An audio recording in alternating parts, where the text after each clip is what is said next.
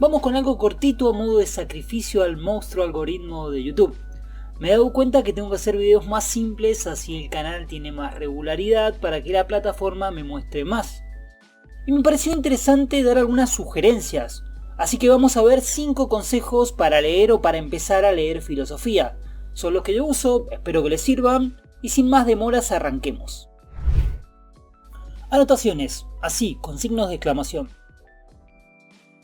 Es muy útil acompañar la lectura con algunas anotaciones. En textos literarios puede que no sea tan necesario, pero en filosofía nos va a pasar que vamos a leer una idea, un concepto, van a pasar 5 páginas y nos vamos a terminar olvidando.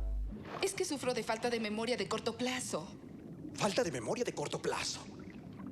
Por eso es muy importante anotar las ideas principales y tenerlas a mano por si en algún momento las necesitamos nuevamente.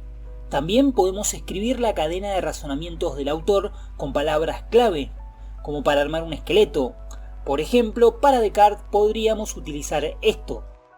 Aplica un método, se llama duda metódica. Consiste en dudar de todo. Aplicación, duda de los sentidos, duda de la realidad a partir de los sueños, duda de la realidad por el genio maligno, certeza encontrada, pienso luego existo. No importa en lo más mínimo que esté mal escrito o que lo entendamos solamente nosotros. Lo importante es saber dónde estamos parados, cómo avanzó el razonamiento del autor. Y si te interesa, te dejo un video de Descartes por acá arriba, que es el que hice la semana pasada. También podemos escribir en el libro, y si es de la biblioteca, lo puedes escribir con lápiz así nadie se enoja. En él podríamos subrayar lo más importante y con unas breves palabras al costado podríamos resumir lo que hemos resaltado. Y después podemos hacer un índice de notas que nos indiquen dónde está cada cosa. Por ejemplo, en el índice podemos escribir, qué sé yo, genio maligno, página 23. Entonces, si necesitamos ir al concepto o a la explicación del genio maligno, vamos directamente a esa página y va a estar subrayado lo que necesitemos. Y así, en unos segundos, podés ir a la página en donde había subrayado. En síntesis, los libros de filosofía requieren un esfuerzo intelectual grande, por eso es necesario hacer anotaciones, hay que trabajar el libro. Podés utilizar estas técnicas o las que mejor se acomoden a vos. Lamentablemente la filosofía no se puede leer por arriba, no es como, no sé, los libros de Harry Potter.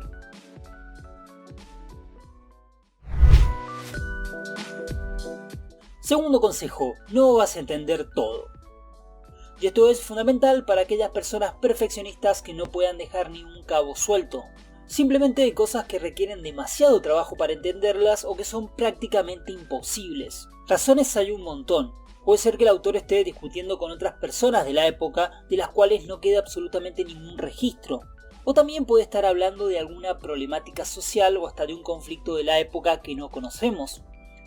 Y hasta el mismo lenguaje puede llegar a ser un impedimento. Recordemos que algunos filósofos escribieron en lenguas muertas, que sus textos muchas veces fueron traducidos a mano por copistas, por lo cual pueden tener errores, y a su vez que se hayan perdido fragmentos a lo largo del tiempo, o sea que hayan faltantes.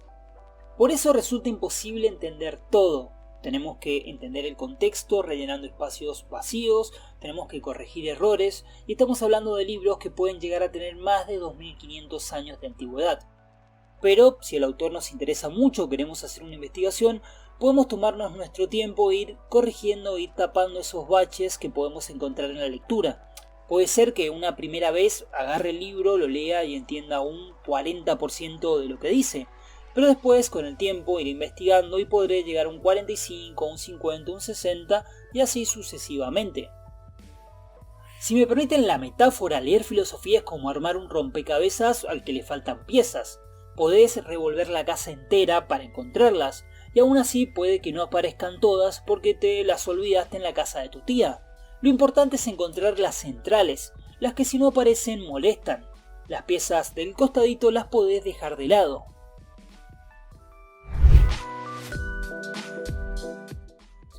En filosofía, pedir ayuda está perfecto, no tenemos por qué avergonzarnos. Es más, propongo que hagamos esos grupos de ayuda que hacen una ronda y se empiezan a contar sus problemas. Cuando empezamos un nuevo autor o un nuevo libro, nos viene perfecto saber de qué trata, qué problemas aborda y más o menos cómo lo hace. Si venimos con una idea o con un esquema previo, va a ser mucho más simple entender. En este caso es muy bueno ir con prejuicios, aunque tengan muy mala fama. Cuando hablamos de ellos, generalmente se nos viene a la cabeza la tía homofóbica que piensa que ser gay es una enfermedad. Sin embargo, como el nombre lo indica, son simplemente juicios previos, prejuicios, y están presentes en todos los ámbitos de nuestra vida. Hay algunos que nos van a servir para entender y otros que no. Pensemos un ejemplo, vamos a la biblioteca, a una librería y compramos el discurso del método de René Descartes. Volvemos a nuestra casa y antes de leerlo, lo observamos y a partir del título predecimos o establecemos una hipótesis de lo que puede llegar a tratar. En este caso, como es un discurso, lo que yo sé de los discursos es que puede ser una conferencia en alguna universidad, alguna charla que dio, y a su vez un discurso del método que trata de un método, el método científico es el método que yo conozco, entonces puedo llegar a pensar que es un discurso, una conferencia sobre el método científico. Voy a partir con ese prejuicio y voy a comenzar el texto. A medida que avance me daré cuenta de lo que pensaba estaba mal y tendré que corregir ese prejuicio. En cambio, si voy y le pregunto a alguien que conozca el texto, que lo haya leído, de qué trata, posiblemente me diga que en él Descartes no se explica cómo desarrolló su método para obtener un conocimiento seguro en filosofía. De esa manera, con ese prejuicio que es bastante más acertado, cuando abordemos el texto lo vamos a entender con mucha más facilidad. Y la pregunta importante es ¿de dónde obtenemos estos prejuicios que nos van a ayudar a entender mejor? La realidad es que lo podemos obtener de un montón de lados distintos. Por un lado de la obra, podemos leer la contratapa en donde generalmente se hace un resumen. También la introducción o un prólogo también puede llegar a tener un poco de información para entender un poco más fácil el libro. También podríamos acudir a otra bibliografía, como pueden ser manuales de filosofía, diccionarios de filosofía, textos de divulgación. Podríamos hablar con algún profesor y hasta podés ver videos de YouTube de un canal que se llama La Marmota Filosófica, que hace videos muy simples de entender, divertidos y para toda la familia. Así que te recomiendo que te suscribas al canal, que actives la campana, que pongas un me gusta y que me comentes gracias Marmota por proporcionarme prejuicios positivos.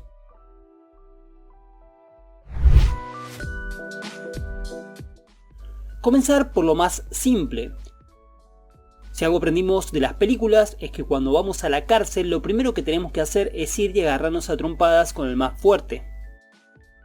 En filosofía esto no conviene mucho, porque si empezamos por las obras más complicadas, lo más probable es que no entendamos absolutamente nada. Por eso es recomendable comenzar por las obras más simples e ir avanzando poco a poco. Y esto podríamos aplicarlo tanto a autores específicos como a la filosofía en general. Debemos comenzar en la medida de lo posible por los filósofos más simples y avanzar hacia los más complejos. De igual manera, cuando estamos haciendo un estudio específico de un solo autor, nos conviene avanzar desde las obras más simples a las más complejas. Hay que tomarlo como un entrenamiento. Cada vez seremos más capaces de hacer más y más cosas. Esto puede llegar a parecer un tanto obvio, sin embargo no lo es. La primera obra filosófica que yo agarré estricta fue el Zaratustra de Nietzsche, y cuando lo leí pensé que había entendido algo. Sin embargo, con el paso de los años me di cuenta que estaba completamente equivocado y tuve que corregir un montón de pensamientos erróneos que tenía al respecto. Así que mi recomendación sería la siguiente: siempre leer cosas que estén a nuestro alcance. Mi quinta y última recomendación es tiempo. Es importantísimo darle tiempo a las ideas. Con esto no quiero decir que tenemos que estar 10 horas seguidas leyendo frente al texto, sino más bien darle tiempo a nuestra cabeza para que procese lo que estamos intentando entender. Por un lado es muy recomendable alejarnos del texto y tomarnos un tiempo para reflexionar. Dejar que las ideas nos guíen, cuestionar, debatir, hablar con uno mismo. Para estudiar filosofía, sin lugar a dudas hay que estar un poco loco. Se decía que Sócrates pasaba largas horas hablando solo. Él decía que dentro suyo tenía una especie de espíritu daimón que lo contradecía y lo cuestionaba constantemente. Con él tenía largas charlas. Y eso mismo es lo que debemos hacer, reflexionar sobre lo que estamos intentando entender. También podemos hacer esto con alguien más. Al compartir ideas, al discutir, podríamos terminar entendiendo.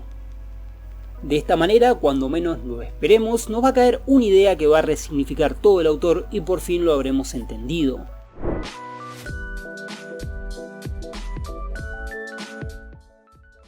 Y esto es lo que yo generalmente hago para entender. Esta es mi fórmula, esta es mi metodología. Si te sirve, podés tomar algunos consejos y si no, podés crear los propios.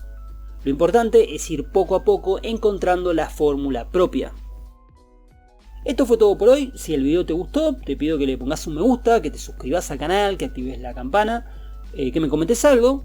Y te quiero decir que sigo trabajando en el segundo video de Descartes, que lo voy a terminar, no como la mayoría de las series de video que empiezo. Así que, paciencia, nos estamos viendo. Saludos.